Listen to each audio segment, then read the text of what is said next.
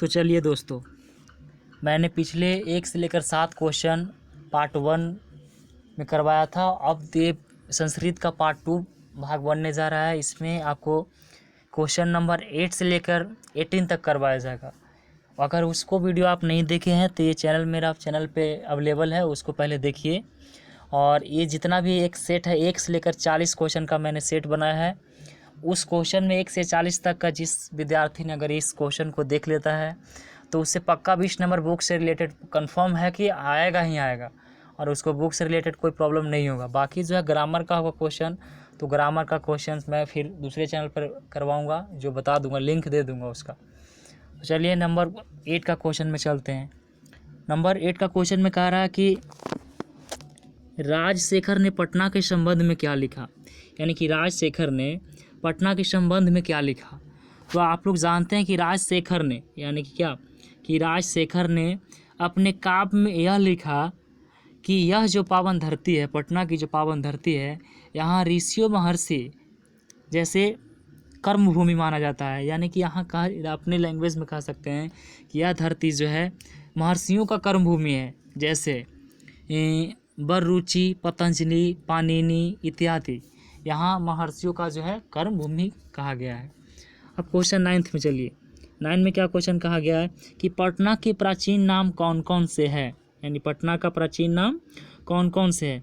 तो यहाँ देखिए बोल रहा है कि पटना के प्राचीन नाम जो है पुष्पपुर, पाटलीग्राम और पाटलिपुत्र है। ये पटना के जो प्राचीन नामे हैं, जो पहले क्या क्या नाम से उसको जाना जाता था, तो सबसे प्रथम में उसको नाम था पुष्पपुर, इसके बाद पाटलीग्राम, इसके बाद पाटलिपुत्र, और अभी तो पटना के नाम से फेमस है ये ही है। तो 10th क्वेश्चन में चलिए। 10th में क्या कहा जा रहा है कि दामोदर गुप्त ने पटना के संबंध में क्या कहा। यानी कि जो दामोदर गुप्त थे वो पटना के संबंध में क्या कहे थे। तो चलिए यहाँ देखिएगा पटना क्या कहा गया था, दामोदर गुप्त ने क्या कहे थे पटना के संबंध में। यानी कि दामोदर गुप्त ने कहा कि यह नगरी सरस्वती का वंशज रहा है। यह जो नगरी है सरस्वती का वंशज रहा है। यह तिलकों की नगरी है, इसकी सुंदरता स्वर्ग के समान है। यानी कि जो दामोदर नगरी थे, दामोदर गुप्त, ये पटना का सरस्वती को बहुत प्रशंसा किए। यानी कहा गया कि पटना की जो नगरी है यहाँ सरस्वती का वंशज रहा है। ऐसा तो कोई दिया नहीं है कि अपने क्षेत्र को, अगर जो भी स्टूडेंट हैं, विद्यार्थी हैं, समझिए कि जिनका भी अपना होता है, सबका अपना अपना स्थान स्वर्ग का ही समान होता है। बट इन्होंने दामोदर गुप्त ने कहा था पटना के संबंध में कि ये जो मेरा यहाँ का जो पावन धरती है सरस्वती का वंशज रहा है, तिलकों की नगरी है, इसकी सुंदरता स्वर्ग के समान है। आप अगर टोटल या बोला जाता है कि झोपड़ा या फिर बगैर टेंट प्लाट में भी रहिएगा तो वहाँ आपको स्वर्ग के समान ही रहेगा। अपना स्थान अपना होता है, चाहे जैसा भी हो, चाहे बंगला में भी रहिए, चाहे टूटा झोपड़ी में रहिए, वो अपना स्वर्ग के समान ही रहता है। चलिए अब 11th क्वेश्चन में देखिए कि चारों आलसियों के वार्तालाप का वर्णन करें। देखिए बहुत अजीब सा क्वेश्चन है कि 4 गो आलसी था। ये तो खैर उतना मैं डिटेल नहीं दूंगा, काफ़ी क्वेश्चन आंसर में चल रहा है, इसलिए जिसका क्वेश्चन है उसी का आंसर सिर्फ दूंगा। और थोड़ा बता दूँ 4 गो आलसी है, ऐसा भी आलसी नहीं होना चाहिए कि अपने जान का भी ख्याल नहीं होता है।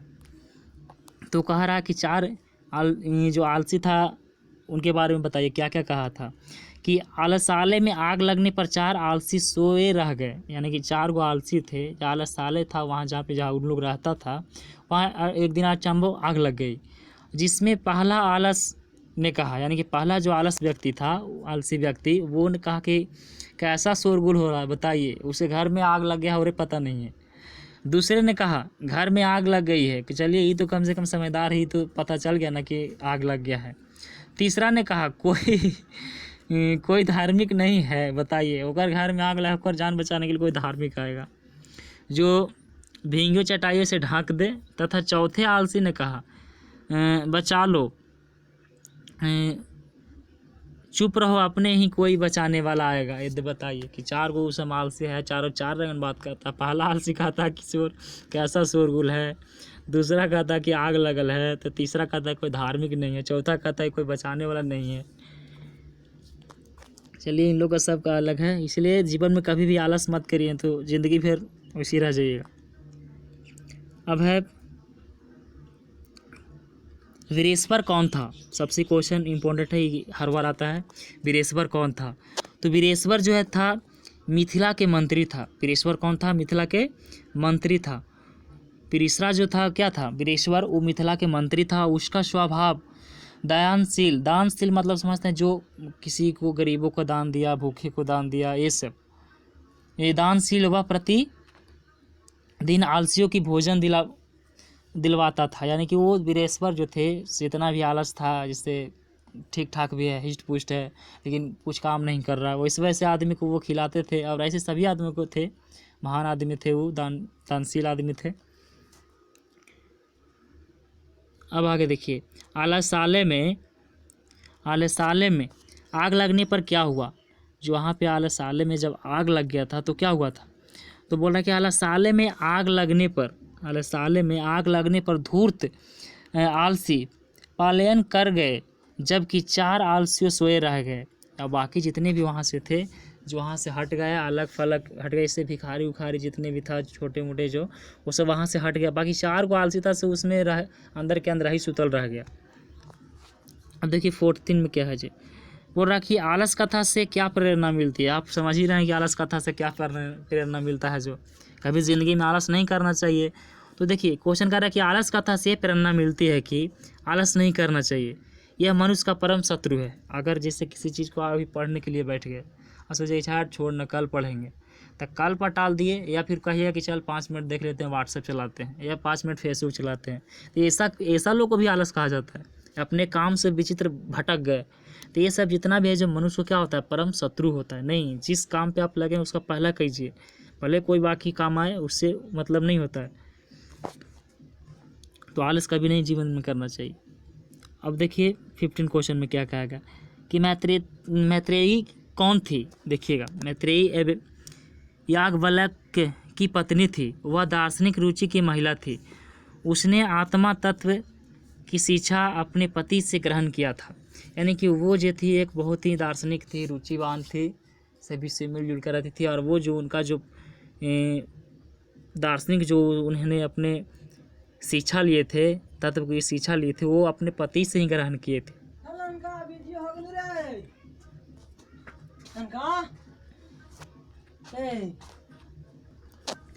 चलिए देखिए अब 16 क्वेश्चन में क्या है जी, बोल रहा है कि विजयांका का सर्वशुक्ला सरस्वती क्यों कहा गया है।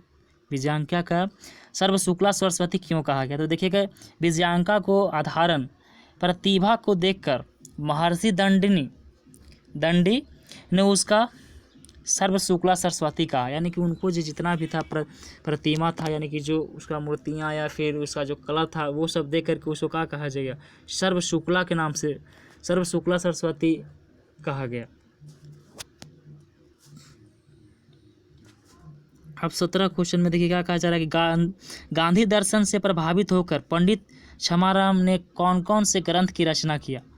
गांधी दर्शन से प्रभावित होकर पंडित क्षमाराव ने कौन कौन से ग्रंथ की रचना की। तो देखिए कह रहा है कि गांधी दर्शन से प्रभावित होकर पंडित क्षमाराव ने मीरा लहरी, कथा मुक्ति वाली, परिषद, यात्रा इत्यादि ग्रंथों की रचना की। अगर आप लोग को मेरा लैंग्वेज से नहीं समझ में आता तो आप यहाँ लिखा हुआ है उसको स्क्रीनशॉट लेकर आप अपने लिख सकते हैं उसको। अब 18 में क्वेश्चन में देखिए बोल रहा है कि आधुनिक संस्कृत लेखिकाओं को क्षमाराव को श्रेष्ठ माना गया है, क्यों? जो जितने भी आधुनिक संस्कृत थे, जो लेखक थे, उन लोगों को क्षमाराव को श्रेष्ठ माना गया, क्यों? तो देखिएगा, आधुनिक काल में श्रेष्ठ